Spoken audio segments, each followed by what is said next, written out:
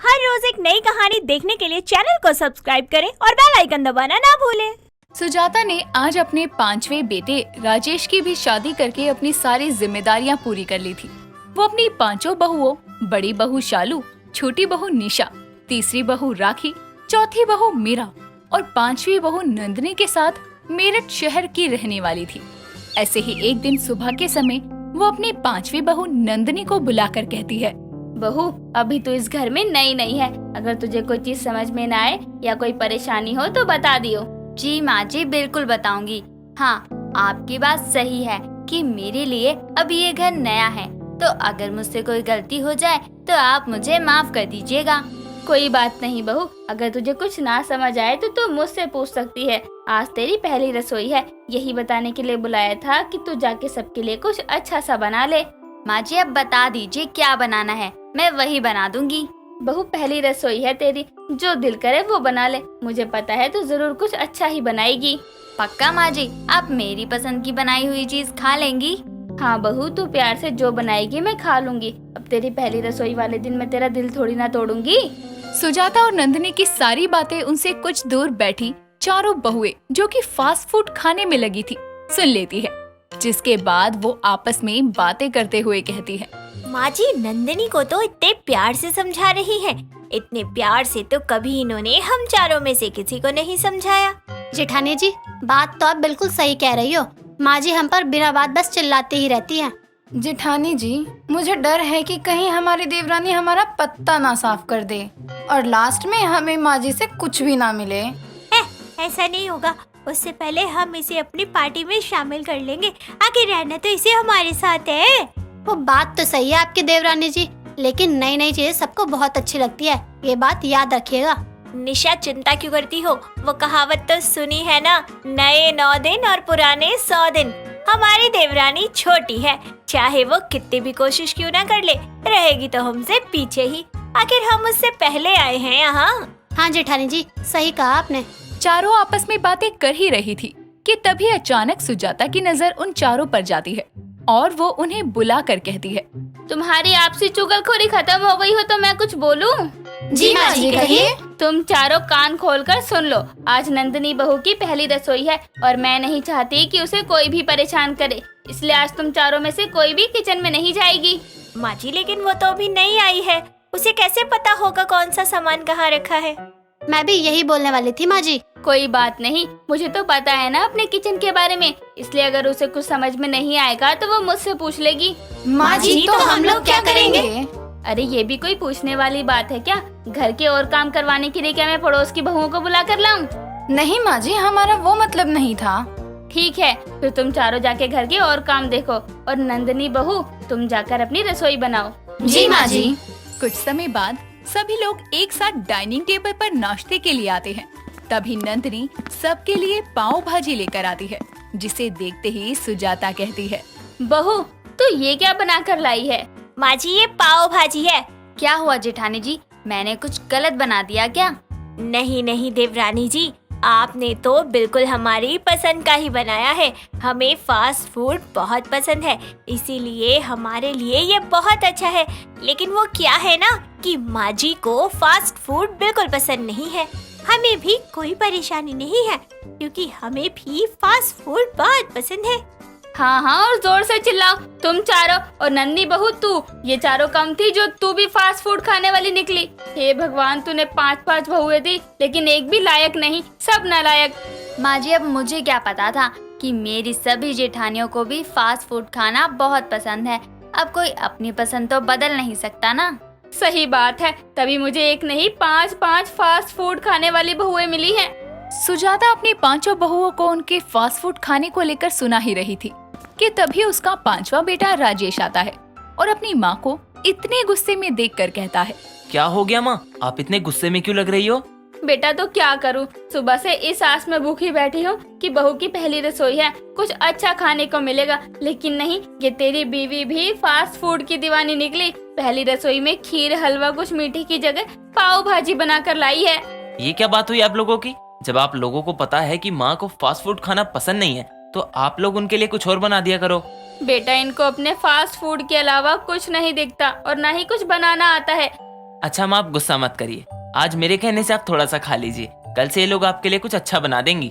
राजेश के कहने पर सुजाता भी सभी के साथ बैठकर नंदिनी की बनाई पाव भाजी खाती है। ऐसे ही एक दिन सुबह के समय सुजाता हॉल में बैठकर चाय पी रही थी।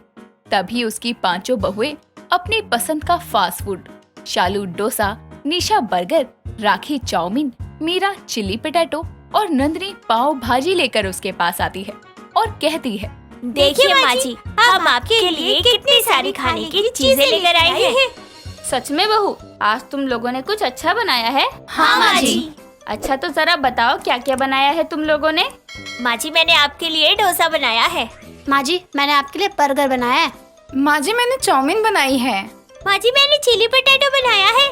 माँ जी, मेरा तो आप जानती ही हैं, पाव भाजी। हे भगवान, फिर से फास्ट फूड। तुम सब रोज रोज ये खा खा कर थकती नहीं हो, लेकिन मैं तुमको बनाते देखकर और खाते देख देख कर थक गई हूँ बहुओं। तुम लोगों की नई उम्र है, तुम्हें फर्क नहीं पड़ता, लेकिन ये खिला खिला कर मुझे क्यों ऊपर भेजने में लगी हो? इन सब से फायदा कम नुकसान ज्यादा होता है। माँ जी, तो हम क्या करें? हमें तो यही खाना और बनाना पसंद है। बहुओं, थोड़ा दिमाग लगाओ ना। जब तुम इतनी अच्छी अच्छी चीजें बना लेती हो और स्वाद में भी अच्छा होता है, तो तुम्हें उसे अपनी इनकम के बारे में सोचना चाहिए, ताकि तुम्हारी मेहनत का तुम्हें फल भी मिले। माँ जी, हम समझे नहीं, आप क्या कहना चाहती हैं? यही बहुओं कि तुम लोग अपने अपने फास्ट फूड की वीडियो बनाकर उसे सोशल मीडिया जैसे यूट्यूब, फेसबुक, इंस्टाग्राम पर डालो, जिससे लोग तुम्हारी वीडियोस को देखें। क्योंकि बहुत लोग हैं जो फास्ट फूड तो पसंद करते हैं, लेकिन बाहर खाना पसंद नहीं करते और घर पर खुद बना नहीं पाते। तो अगर उन्हें फ्रेश घर पर home kitchen making fast food मिलेगा तो वो जरूर ऑर्डर करेंगे, जिससे तुम पांचों घर बैठे पैसे कमा सकती हो। अपनी माँ सुजाता की सारी बातें घर के दरवाजे पर खड़ा राजेश सुनता है, जिससे सुनने के बाद वो घर के अंदर आकर कहता है, क्या बात है माँ, आपने तो बहुत सही दिमाग लगाया है। कम से कम इनके इस फास्ट फूड खाने वाले शौक के चलते हमें कुछ फायदा तो होगा। बात सिर्फ फायदे की नहीं है, मेहनत की भी है। ये सब फास्ट फूड बनाने में बहुत मेहनत और टाइम लगता है, तो क्यों ना इसे सही जगह यूज किया जाए। ये आपने बिल्कुल सही कहा माँ, और डिलीवरी का काम मैं कर लूंगा, क्योंकि अपने बिजनेस से अच्छा कुछ नहीं होता। जी माँ जी, आप बिल्कुल सही कह रही हैं। सुजाता की पांचों बहुएं अपनी सास की बात मानकर अपनी अपनी पसंद की फास्ट फूड की वीडियो बनाकर सोशल मीडिया पर डालती है। ऐसे ही कुछ समय बीतता है और समय के साथ उनके पास home kitchen making fast food के अच्छे ऑर्डर आते हैं। देखते ही देखते उनका काम चल निकलता है। लगातार फास्ट फूड बनाने के चलते पांचों का फास्ट फूड खाने का शौक भी कम हो जाता है। इस तरह से सुजाता को अपनी पांचों बहुओं की फास्ट फूड खाने की आदत से न केवल छुटकारा मिला, बल्कि फायदा भी हुआ। मिंटी सुबह उठकर अपनी माँ नोरा के पास रसोई में जाकर चाय मांगती है और चाय के साथ ब्रेड नमकीन खाने के लिए ढूंढती है। और मिंटी बोलती है, माँ, मुझे ब्रेड नहीं मिल रहे, आपसे कहा था ना ले आना, लाई नहीं? नहीं, मैं नहीं लाई। तो अब मैं क्या खाऊं? कोई नमकीन भी नहीं है जो मैं चाय के साथ खा लूं। ब्रेड होता तो वही खा लेती आज। मिंटी इतना बोलकर नमकीन ड्रॉर में से निकालती है। वहाँ उसे नमकीन नहीं मिलती। ये देखकर उसके चेहरे पर एक टेंशन सी आ जाती है। तभी वो अपनी माँ नोरा से बोलती है, अरे मेरी नमकीन कहाँ चली गई? कल इसी ड्रॉर में तो रखी थी, 1 किलो का पैकेट लेकर आई थी। छुपा दी है मैंने। पर क्यों माँ? आपको पता है ना कि नमकीन के बिना मेरा गुजारा नहीं चलता। मुझे नाश्ते में नमकीन चाहिए तो मतलब चाहिए। नहीं मिलेगी नमकीन, चुपचाप से बिस्किट के साथ ही गटक ले चाय। माँ, मैं चाय के साथ सिर्फ नमकीन ही खाऊंगी, और आपको पता है अगर मैं नहीं खाऊंगी तो मैं फिर चाय भी नहीं पीऊंगी। और अगर आप मुझे नमकीन नहीं देंगी तो मैं खामखा के पैसे बर्बाद कर कर बाहर से एक और पैकेट ले आऊंगी। इससे अच्छा है कि आप मुझे मेरा वाला ही दे दो। तुझसे ज्यादा चालाक मैंने कोई नहीं देखा। बिना खाए मानेगी थोड़ी। जा भर ले, निकाल ले, उस साइड वाले डिब्बे में रखी होगी। हाँ माँ, देखा ना आपने, नमकीन तो आपसे निकलवा कर ही मानी मैंने। चलो मेरी चाय ठंडी हो रही है, मैं खा लेती हूँ। मिंटी अपनी चाय को लेकर उसमें थोड़ी नमकीन डालती है और फिर पीते हुए बोलती है, अरे वाह वाह वाह, मजा ही आ गया चाय पीकर। और इस नमकीन का कॉम्बिनेशन चाय के साथ तो बस मैं ही समझ सकती हूँ, और कोई नहीं समझ सकता। सुना किसको रही है? तू ही खा सकती है ऐसे ऊट पटांग तरीकों से। मुझे शौक नहीं है। तेरी माँ नमकीन को नॉर्मल इंसान की तरह चाय के साथ खाती है, ना कि तेरी तरह चाय में डालकर। अच्छा माँ ठीक है ना, सॉरी। वैसे भी सबका अपना अपना तरीका होता है खाने का। मुझे चाय में डालकर खाना पसंद है। अब कल से मैं ब्रेड के साथ खा लिया करूँगी। इतना नमकीन नहीं खाते कि 24 घंटे इंसान का मुंह सिर्फ नमकीन चढ़ने के लिए ही चले। खाना बनाती हूँ वो भी खाया कर। माँ खाती तो हूँ। जानती हूँ कैसे खाती है। रोटी में लपेट कर खाएगी, सब्जी के ऊपर नमकीन डाल कर खाएगी, कॉफी के साथ भी नमकीन चलती है। तेरा बस चले तो तू लंच करे या डिनर, नमकीन ही खाए बस। माँ मुझे नमकीन खाकर ही खुशी मिलती है। एंड डोंट वरी, मुझे इससे कोई नुकसान नहीं होगा। नुकसान नहीं तो फायदे कौन से है? तेरा कद वजन कुछ नहीं बढ़ रहा ना। तुझे कोई ताकत मिल रही है क्या? नहीं ना। अरे कभी सेब केला अंगूर भी खाया कर, उससे भी ताकत आती है। माँ बस ना, सुबह सुबह इतना लेक्चर बहुत है। मिंटी इतना बोलकर अपने कानों में ईयरफोन लगाकर अपने रूम में चली जाती है और सॉन्ग सुनने लगती है। तभी उसकी एक फ्रेंड एमिली का कॉल आता है, जिसे पिक करके वो बोलती है, हाय एमिली, कैसी है तू? आज कैसे कॉल किया? एक तो खुद कॉल नहीं करत है और हम करी और उसमें भी का प्रॉब्लम होता है। वैसे हम ठीक है, तू आपन सुना। बेटा मैंने सुनाना शुरू कर दिया ना तो तू रो देगी। अबे ओ नकली ख्वाबों की मलिका, गरीबन की आलिया भट्ट, हम हाल चाल पूछे थे, वो बताओ ना। तो हम सुनावल शुरू करी, फिर तो के अपना माई के पल्लू में छुपे के पड़ जाई। अच्छा सॉरी यार, मजाक कर रही थी। मैं भी ठीक हूँ। और बता, फोन कैसे किया आज तूने? वो हम सोचत रही कि सारी सहेलियां बेड़ा निकाल के एक दिन मिलल जाओ, बहुत दिन हो गई बा। बात तो तू सही कहत है। काहे भोजपुरी की ऐसन तैसन करत है। अच्छा ठीक है, नहीं बोल रही, फिर आज ही आजा मिलने। हाँ यार, आज ही मिले के पड़ी। दोनों बातें करके कॉल को रख देते हैं। कुछ देर बाद मिंटी अपने दोस्तों से मिलने के लिए निकल जाती है। मिंटी हाथ में नमकीन का पैकेट लिए खाते खाते चलने लगती है। उसका चलने से ज्यादा ध्यान खाने पर होता है और नमकीन खाते खाते वो खुद एक रोशन नाम के लड़के से टकरा जाती है, जिस वजह से उसकी सारी नमकीन रोड पर बिखर जाती है और गुस्से में मिंटी बोलती है, अरे तुम्हारे अंदर दिमाग नहीं है क्या? अरे चलना नहीं आता क्या? देखो तुम्हारी वजह से मेरी सारी नमकीन रोड के ऊपर बिछ गई। अब बताओ मैं इसे कैसे खाऊं? एक्सक्यूज मी, आप बिना देखे चल रही थी। टक्कर आपने मारी है, मैंने नहीं।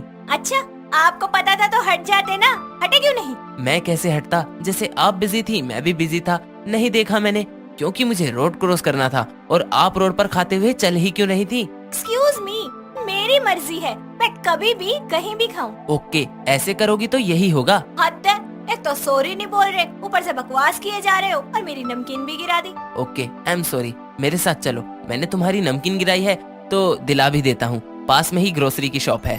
चलो भरपाई तो करनी पड़ेगी इसकी। ये बोलकर वो रोशन के साथ चली जाती है, जहाँ रोशन उसे नमकीन का बड़ा पैकेट दिलाता है और उसे देते हुए बोलता है, लो खुश हो जाओ, तुम्हारी नमकीन गिरा दी थी ना, खाओ अब, कम से कम एक हफ्ते तो चल जाएगी। सच में तय कर लिया मैंने तो। इतना बड़ा पैकेट आज तक मैंने नहीं लिया, 4 दिन तक खाऊंगी। अरे इतना बड़ा पैकेट मैं 2 हफ्ते में खाता हूँ डेली, ओनली ब्रेकफास्ट, फिर भी बच जाता है। तुम्हारा इतनी जल्दी क्यों खत्म होगा? एक्चुअली क्या है ना कि मैं तीनों टाइम खाती हूँ, खाने के पहले भी और खाने के बाद भी, तो इसलिए ये पैकेट जल्दी खत्म हो जाएगा। ओह, वैसे थैंक यू मुझे ये नमकीन का पैकेट दिलाने के लिए, और सॉरी भी, मैं भी खाते खाते चल रही थी, मैंने ध्यान नहीं दिया। बाय द वे, आपका नाम क्या है? मेरा नाम रोशन है, और आपका? मेरा नाम मिंटी है। नाम बताने के बाद दोनों अपने अपने रास्ते पर चले जाते हैं। मिंटी अपनी सहेलियों से मिलने एक रेस्टोरेंट जाती है। तभी एमिली बोलती है, देख आ गई मैडम। हाँ हाँ, और बता पिंकी, कैसी है तू? मैं तो ठीक हूँ, तुम सबसे मिलकर बहुत अच्छा लग रहा है आज, लेकिन मुझे ना बहुत भूख लगी है। एमिली ऑर्डर कर दे खाने को जल्दी से, मुझसे नहीं रहा जा रहा। अरे चिंता नहीं कर, हम तुहार खाना पहले ही ऑर्डर कर दी है। मुझे तो भूख लग रही है, लेकिन जब तक मेरा खाना आएगा तब तक तो मेरे पेट में दर्द होने लगेगा भूख के मारे। एक काम करती हूँ, नमकीन खा लेती हूँ, बहुत मस्त है, नींबू मसाले वाली। तू पगला गई है का? हमेशा ही नमकीन ठूसत रहता है, पल भर खाने के लिए रुक नहीं सकत है का? बेटा खाने के लिए कैसे रुकूं तू बता। जब मेरे पास ये नमकीन है तो हमें इंडियंस को जब भूख लगती है ना तो चाय के टाइम पर समोसे का वेट करना अच्छा नहीं है। अपने नमकीन मंगाओ 2 मिनट में खाओ। और हाँ, समोसे का इंतजार करते रह जाते हैं फिर लोग, और चाय भी ठंडी हो जाती है। ये बोली ना गजब बात, एकदम सही। पास बैठा रोशन उसे देखकर ये सब नोटिस करता है। रोशन को मिंटी पसंद आती है। कुछ देर बाद रोशन उसे अकेला पाकर प्रपोज कर देता है, क्योंकि वो उसे पसंद आई थी। मिंटी भी उसका प्रपोजल एक्सेप्ट कर लेती है और उसे एक चांस देती है। वक्त गुजरता है और दोनों एक दूसरे से प्यार करने लगते हैं और देखते ही देखते दोनों की शादी हो जाती है। लेकिन रोशन को ये नहीं पता था कि वो बहुत बड़ी नमकीन लवर है। ऐसे ही अगले दिन वो उसके साथ मॉर्निंग ब्रेकफास्ट कर रही होती है। उसे ब्रेड पर नमकीन लगाकर और उपमा में ऊपर से नमकीन डालकर खाता देख रोशन बोलता है, अरे ऐसे ब्रेड में नमकीन डालकर कौन खाता है, और उपमा में भी नमकीन? अरे तुम्हें पता नहीं है क्या? बताया तो था कि मुझे नमकीन बहुत पसंद है। आई एम अ बिगेस्ट नमकीन लवर यार। मुझे हर चीज में नमकीन डालकर खाने में बहुत मजा आता है। वाह मिंटी, मैंने टी लवर, कॉफी लवर सुना। ऐसा बोलकर वो उसे खिला देती है, जिसके बाद रोशन को नमकीन ब्रेड के साथ बहुत अच्छी लगती है और वो बोलता है, वाह मिंटी, ये तो सच में अच्छी लगी, लाओ और दो। लो खाओ। अच्छा सुनो, हम बाहर मूवी देखने चले, मेरा बहुत मन है। मूवी का माहौल घर पर बना लो, साथ में देखेंगे एक ही ब्लैंकेट में, समझ रही हो ना? हाँ समझ गई। शाम को रोशन ऑफिस से घर आता है। मिंटी पूरे घर को डेकोरेट करके कैंडल्स जला देती है और टीवी पर मूवी लगाकर लाइट्स ऑफ करके रोशन के साथ बैठ जाती है, जहां वो उसे अपने हाथों से पॉपकॉर्न खिलाती है और खुद एक बड़े से बाउल में नमकीन लेकर बैठ जाती है। जिसके बाद रोशन बोलता है, मेरे लिए पॉपकॉर्न और अपने लिए नमकीन? अरे एक ही चीज रख लेती ना। तुम्हें पता है ना, मेरी हर चीज में नमकीन है। हाँ पता है, चलो मूवी स्टार्ट करते हैं। संगीता सुबह सुबह दूध वाले से 2 लीटर एक्स्ट्रा दूध मांगते हुए बोलती है, अरे दूध वाले भैया, दूध देने में कंजूसी ना करो। कल हमारे यहाँ मकर संक्रांति का त्योहार मनाना है, जिसके लिए दही जमानी है। आप भी आइएगा हमारे यहाँ दही, पोहा और खिचड़ी खाने। बड़ा ही अद्भुत और परम त्योहार है ये। भगवान ऐसे ही हम सभी पर कृपा बनाए रखे। ये त्योहार है ही इतना खास। हमारे यूपी में इस त्योहार को बहुत ही रीति रिवाज के साथ मनाया जाता है। अगर गांव में होती तो अपनी माँ के साथ घर में तरह तरह की खाने वाली चीजें बनाती, जैसे तिल के लड्डू, मूंगफली, गुड़ की पट्टी, पोहा, मुरमुरे के लड्डू, रेवड़ी और बहुत सारी चीजें। संगीता की बात सुनकर तभी उसकी सास पूनम वहाँ आती है और उसे बोलती है, अच्छा तो सिर्फ ये सब तू अपने गांव में ही करेगी, यहाँ नहीं? मतलब तू इस घर को अपना घर नहीं मानती, क्यों बहू? ऐसी कोई बात नहीं है माँ जी। मुझे ये लगता है कि जिस तरीके से त्योहार गांव में मनाया जाता है ना, उसी तरीके से यहाँ भी मनाना चाहिए। लेकिन मुझे आप लोगों की मदद चाहिए। अरे मदद बाद में करेंगे, पहले दूध वाले भैया को पैसे दे दे, फिर सभी को मिलकर बताइए तैयारियों के बारे में। ओहो, बातों ही बातों में मैं तो भूल गई। संगीता दूध लेकर अंदर जाती है और पैसे लाकर दूध वाले को दे देती है। उसके बाद पूनम अपने बेटे कुंदन और बेटी जूही को बुलाती है। पूनम की आवाज सुनकर दोनों भी वहाँ संगीता और पूनम के पास आते हैं। पूनम संगीता को मकर संक्रांति की तैयारियों के बारे में बताने के लिए बोलती है। अब तू शुरू हो जा, बता क्या क्या होता है इस त्योहार में। माँ जी एक काम करते हैं, पहले हम पाठ पूजा के सामान की और घर के सामान की एक लिस्ट बना लेते हैं। उसके बाद घर की साज सजावट कर लेंगे। सामान भी तो लाना है ना फिर बाजार जाकर। और हम सबको मकर संक्रांति वाले दिन नहा धोकर नए कपड़े पहनने हैं। फिर हम सब मिलकर पूजा करेंगे और एक साथ नाश्ता करेंगे। उसके बाद दोपहर में हम सब मिलकर पतंग उड़ाएंगे और शाम को खिचड़ी बनाने का प्रोग्राम होगा। अरे रे रे रे, इतना सारा काम करना पड़ेगा। हम तो इस त्योहार में सिर्फ खाने की चीजें बाहर से मंगवा लिया करते थे बस, लेकिन लगता है इस बार तो मजा आने वाला है। आप लोग सोच समझकर सामान की लिस्ट तैयार कर लीजिए। मैं नाश्ता करने के बाद सारा सामान मार्केट से ले आऊंगा। हाँ बहू, ये काम सबसे पहले कर दे, फिर घर की सजावट में इसी को मुर्गा बनाएंगे। क्या आप लोग मुझसे और काम कराएंगे? मैं तो आज गया काम से, करना ही पड़ेगा। अरे साथ साथ काम करेंगे तो पता नहीं चलेगा काम के बोझ का। आप लोग फ्रेश हो जाइए, मैं नाश्ता रेडी करती हूँ, उसके बाद काम बांट लेंगे। जूही, कुंदन और पूनम वहाँ से चले जाते हैं और संगीता रसोई में नाश्ता बनाने लग जाती है। वो दूध को एक बड़े बर्तन में रखकर उसमें नींबू निचोड़ देती है ताकि दही अच्छे से गाढ़ा हो जाए। थोड़ी देर बाद सभी नाश्ता करते हैं और नाश्ते के बाद कुंदन और पूनम मिलकर मार्केट जाते हैं और इधर संगीता और जूही मिलकर घर की सजावट में लग जाती है। जूही सफाई करते करते थक जाती है और संगीता से बोलती है, हाय, मैं तो थक गई इतने में ही। न जाने भाभी अब कैसे कर लेती हो इतना सारा काम अकेले। अरे नहीं नहीं, थकना मना है। अभी तो कितनी सारी तैयारियां बाकी है, किचन में कितना काम पड़ा है, पूजा की सामग्री का भी तो इंतजाम करना है। अरे बहुत काम है और अभी तक सासू माँ और कुंदन जी भी बाजार से नहीं लौटे हैं। हमें उनके आने तक सारा काम खत्म करना है। ओह नो भाभी, लेकिन कोई बात नहीं, एक दिन की ही तो बात है ना। ठीक है, आप मुझे रंग बिरंगी लड़ियाँ दीजिए, मैं उन्हें दीवारों पर लगा देती हूँ, बहुत खूबसूरत लगेंगी।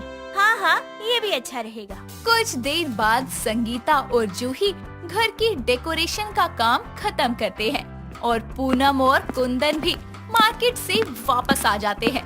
पूनम और कुंदन घर को देखकर तारीफ करते हुए बोलते हैं, मेरा घर बिल्कुल राजमहल लग रहा है। इतना सुंदर सजा दिया तुम दोनों ने मिलकर, मुझे बहुत खुशी हुई। हाँ संगीता, तुमने तो कमाल ही कर दिया। घर में एक अलग ही रौनक लग रही है, लग रहा है कि कोई फेस्टिवल है कल। ये सब सिर्फ भाभी ने अकेले थोड़ी किया है, मुझे भी क्रेडिट मिलना चाहिए। कमर टूट गई मेरी घर को सजाते सजाते। हाँ हाँ, मानना पड़ेगा, मेरी बहन भी किसी से कम नहीं। आपने सही कहा, जूही की वजह से ही बाजार का सारा काम आसान हो गया। अच्छा बहू, ये सारा सामान चेक कर ले, कहीं कुछ छूट तो नहीं गया। रुकिए माँ जी। इतना बोलकर संगीता सारा सामान थैले से निकालकर चेक करते हुए बोलती है, हाँ माँ जी, सारा सामान ले आए हैं आप दोनों बाजार से। अब आप आराम कर लीजिए, मैं, कुंदन और जूही मिलकर लड्डू बनाते हैं रसोई में। अरे ना बहू, सब मिलकर बनाते हैं ना, और भी मजा आएगा। आप थक गई होंगी ना माँ जी, मैं आपके लिए और सबके लिए चाय लेकर आती हूँ। हाँ संगीता, इसी का तो इंतजार है। संगीता इतना कहकर किचन से सबके लिए चाय बनाकर लाती है और फिर सभी एक साथ बैठकर चाय पीते हैं और रसोई में लड्डू और गुड़ से युक्त पट्टियों को बनाना शुरू करते हैं। थोड़ी ही देर में एक बड़ी सी थाली में सारे लड्डू सुखाकर उन्हें एक डब्बे में रख दिया जाता है। सारे काम को करते हुए कब रात हो जाती है किसी को पता ही नहीं लगता। वो सभी खाना खाकर सो जाते हैं और अगली सुबह 14 जनवरी को मकर संक्रांति थी। घर में सबसे पहले संगीता उठकर नहा धोकर पूजा की तैयारियां करती है। धीरे धीरे पूनम, कुंदन और जूही भी तैयार होकर पूजा में बैठ जाते हैं। पूजा करने के बाद सभी मिलकर सूर्य देवता को एक साथ जल चढ़ाते हैं। पूजा खत्म करने के बाद पूनम, जूही और कुंदन नाश्ते के इंतजार में डाइनिंग टेबल पर बैठे होते हैं। तभी संगीता उन्हें दही और पोहे परोसते हुए बोलती है, आज नाश्ता भी स्पेशल मिलेगा, दही और पोहा। आप अपने हिसाब से इसमें चीनी डाल देना। वाह वाह, क्या स्वाद है इस खाने का, मजा आ गया बहू। मैंने पहले कभी ये डिश नहीं खाई और अब मुझे रोज सुबह के नाश्ते में यही चाहिए। हाँ भाभी, पराठे के साथ दही और पोहा उस चाय से 10 गुना ज्यादा स्वादिष्ट है। मेरी भाभी सबसे बेस्ट है। तू भी तो खा, या सिर्फ हमें ही खिलाएगी? चल बैठ जा कुर्सी लगाकर। हाँ हाँ संगीता, बैठो, मैं तुम्हें अपने हाथों से खिलाता हूँ।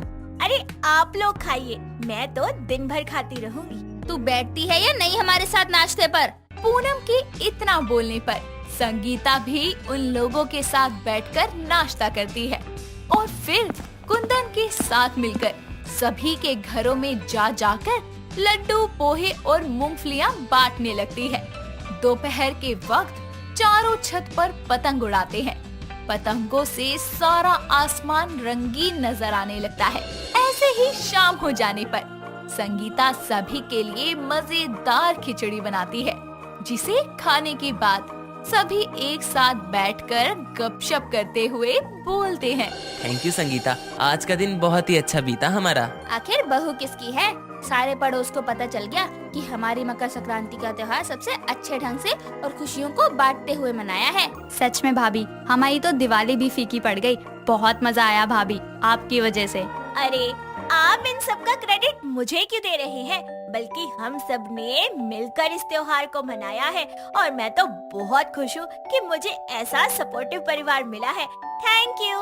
एक दूसरे का शुक्रिया अदा करते हुए संगीता और उसके घर वाले ऐसे ही अपनी जिंदगी में नए रंग भरते हुए खुशी खुशी आगे बढ़ते हैं।